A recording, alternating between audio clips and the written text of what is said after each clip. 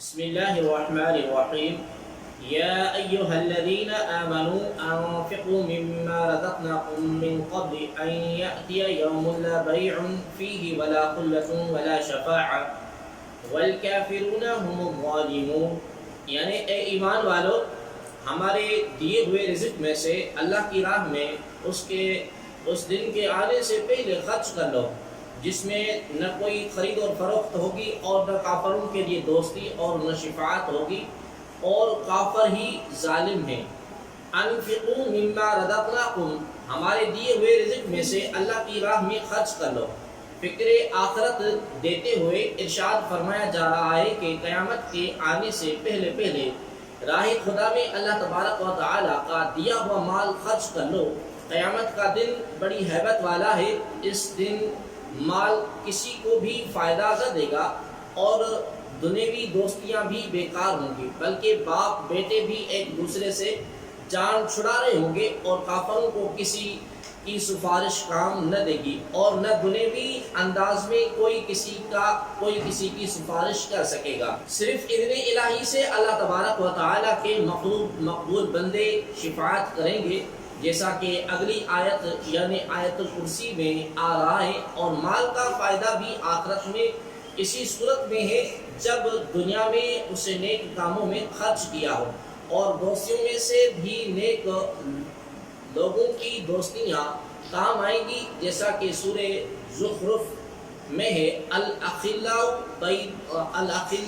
یومئذ بعضهم لبعض عدو الا المتقین، یعنی پرہیزگاروں کے علاوہ اس دن گہرے دوست ایک دوسرے کے دشمن ہو جائیں گے۔ والکافرون هم الظالمون، اور کافر ہی ظالم ہیں۔ ظلم کے معنی ہے کہ کسی چیز کو غلط جگہ استعمال کرنا۔ کافروں کا ایمان کی جگہ کفر اور اطاعت کی جگہ معصیت اور شکر کی جگہ ناشکری کو اختیار کرنا ان کا ظلم ہے۔ اور چونکہ یہاں ظلم کا سب سے بدتر درجہ مراد ہے، اس لیے فرمایا کہ کافر ہی ظالم ہے۔ اللہ لا الہ الا هو الحی القیوم لا تأخذه سنة ولا نوم له ما في السماوات وما في الأرض من ذا الذي يشفع عنده إلا بإذنه يعلم ما بين أيديهم وما خلفهم ولا يحيطون بشيء من علمه إلا بما شاء وسع كرسيه السماوات والأرض ولا يؤوده حفظهما وهو العلي العظيم، یعنی اللہ وہ ہے جس کے سوا کوئی معبود نہیں، وہ خود زندہ ہے، دوسروں کو قائم رکھنے والا ہے، اسے نہ اونگ آتی ہے اور نہ نیند، جو کچھ آسمانوں میں ہے اور جو کچھ زمین میں، سب اسی کا ہے۔ کون ہے جو اس کے ہاں اس کی اجازت کے بغیر سفارش کرے؟ وہ جانتا ہے جو کچھ ان کے آگے ہے اور جو کچھ ان کے پیچھے ہے، اور لوگ اس کے علم میں سے اتنا ہی حاصل کر سکتے ہیں جتنا وہ چاہے۔ اس کی کرسی آسمان اور زمین کو اپنی وسعت میں لیے ہوئے ہیں اور ان کی حفاظت اسے تھکا نہیں سکتی، اور وہی بلند شان والا، عظمت والا ہے۔ اللہ لا الہ الا ہو، اللہ وہ ہے جس کے سوا کوئی معبود نہیں۔ اس آیت میں اللہ تبارک و تعالیٰ کی الوہیت اور اس کی توحید کا بیان ہے، اور اس آیت کا خلاصہ یہ ہے کہ اللہ تبارک و تعالی واجب الوجود اور عالم کو ایجاد کرنے اور تدبیر فرمانے والا ہے۔ اسے نہ نیند آتی ہے اور نہ اونگ، کیونکہ یہ چیزیں عیب ہیں، اور اللہ تبارک و تعالی نقص اور عیب سے پاک ہے۔ آسمانوں اور زمین میں موجود ہر چیز کا وہی مالک ہے، اور ساری کائنات میں اسی کا حکم چلتا ہے۔ تو جب سارا جہان اس کی ملک ہے تو کون اس کا شریک ہو سکتا ہے؟ مشرکین یا تو ستاروں اور سورج کو پوجتے ہیں جو آسمانوں میں ہیں، یا دریاؤں، پہاڑوں، پتھروں، درختوں، جانوروں، آگ وغیرہ کی پوجا کرتے ہیں جو زمین میں ہیں۔ تو جب آسمان اور زمین کی ہر چیز اللہ تبارک و تعالیٰ کی ملک ہے تو یہ چیزیں کیسے پوجنے کے قابل ہو سکتی ہیں؟ اور مشرکین جو گمان کرتے ہیں کہ بت سفارش کریں گے تو وہ جان لیں کہ کافر کے لیے کوئی شفاعت نہیں، اللہ تبارک و تعالیٰ کے حضور اجازت یافتگان حضرات کے سوا کوئی شفاعت نہیں کر سکتا، اور اجازت والے حضرات انبیاء کرام علیہ السلام، اولیاء رحمۃ اللہ علیہم اور مومنین ہیں۔ اللہ تبارک و تعالیٰ ہر چیز کا علم رکھتا ہے، خواہ اس کا تعلق لوگوں سے ما قبل کا ہو یا بعد کا، امور دنیا کا ہو یا امور آخرت کا۔ اللہ تبارک و تعالیٰ کے علم سے کسی کو کچھ نہیں مل سکتا جب تک وہ نہ چاہے اور وہ عطا نہ فرمائے۔ ذاتی علم اس کا ہے، اور اس کے دینے سے کوئی کسی کو عطائی علم ہو سکتا ہے، اور اس کے دینے سے کسی کو عطائی علم ہو سکتا ہے جیسے وہ اپنی مشیت سے لوگوں کو اسرار کائنات پر اور انبیاء اور رسول علیہ السلام کو غیب پر مطلع فرماتا ہے۔ اللہ تبارک و تعالیٰ کی عظمت بے نہایت ہے۔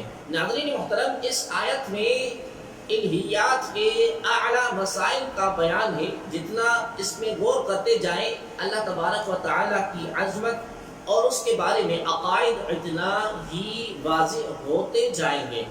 اس آیت کو آیت الکرسی کہتے ہیں۔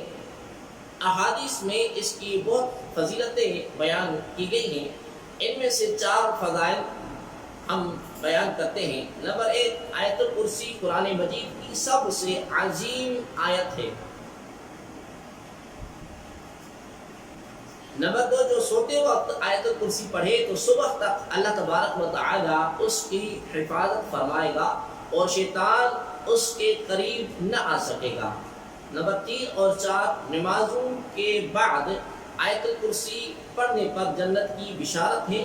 رات کو سوتے وقت پڑھنے پر اپنے اور پڑوسیوں کے گھروں کی حفاظت کی بشارت ہے۔ لا اکراہ فی الدین قد تبین الرشد من الغی فمن یکفر بالطاغوت ویؤمن باللہ فقد استمسک بالعروۃ الوثقی لا انفصام لها واللہ سمیع علیم۔ یعنی دین میں کوئی زبردستی نہیں، بے شک ہدایت کی راہ گمراہی سے خوب جدا ہو گئی ہے، تو جو شیطان کو نہ مانے اور اللہ پر ایمان لائے اس نے بڑا مضبوط سہارا تھام لیا، جس سہارے کو کبھی کھلنا نہیں، اور اللہ سننے والا جاننے والا ہے۔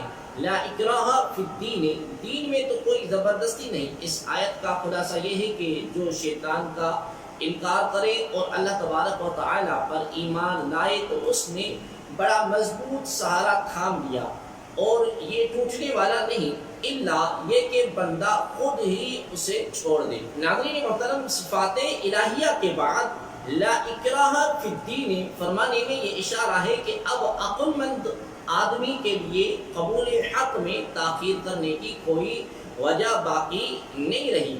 کسی کافر کو جبراً مسلمان بنانا جائز نہیں، مگر مسلمان کو جبراً مسلمان رکھنا ضروری ہے، کیونکہ یہ دین اسلام کی توہین اور دوسروں کے لیے بغاوت کا راستہ ہے جسے بند کرنا ضروری ہے۔ لہذا کسی مسلمان کو مرتد ہونے کی اجازت نہیں دی جا سکتی، یا تو وہ اسلام لائے یا اسے قتل کیا جائے گا۔ اللہ تبارک و تعالی نے بنی اسرائیل کے مرتدین سے فرمایا فَاقْتُلُوا أَنفُسَكُمْ، یعنی اپنے آپ کو قتل کے لیے پیش کر دو۔ اس آیت میں کفر کا لفظ لغوی معنی میں ہے، یعنی انکار کرنا۔ اس سے معلوم ہوا کہ ایمان کے لیے ضروری ہے کافر پہلے اپنے کفر سے توبہ کرے اور بیزار ہو، اس کے بعد ایمان لانا صحیح ہوتا ہے۔ اگر کوئی مرتد ہو جائے تو وہ بھی صرف کلمہ پڑھ لینے یا مسلمانوں والا کوئی دوسرا کام کر لینے سے مسلمان نہ ہوگا جب تک اپنے اس ارتداد سے توبہ نہ کرے۔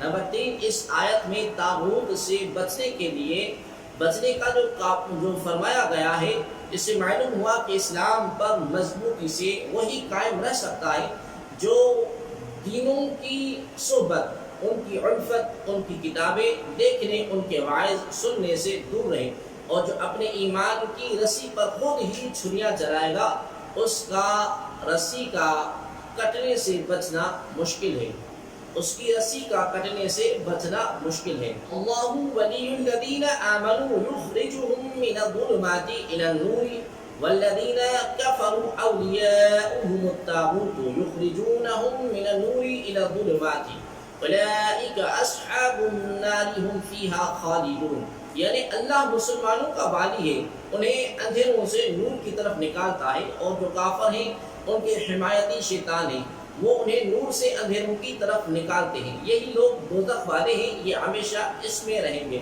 اللہ ولی الذین آمنوا، اللہ مسلمانوں کا والی ہے۔